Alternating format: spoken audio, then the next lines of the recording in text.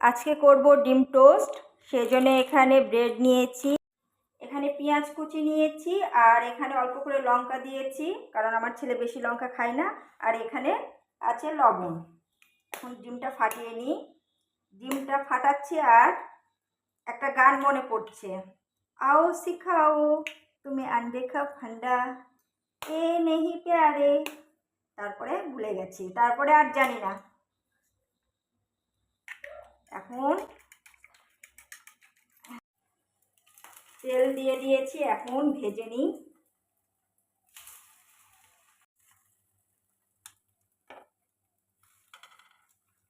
এগুলো ভাজা হয়ে গেছে, উঠিয়ে নিই এখন।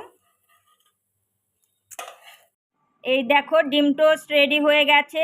উপর দিক দিয়ে একটু টমেটো সস দিয়ে দিয়েছি। এবার খাবো, সেই টেস্টি টেস্টি।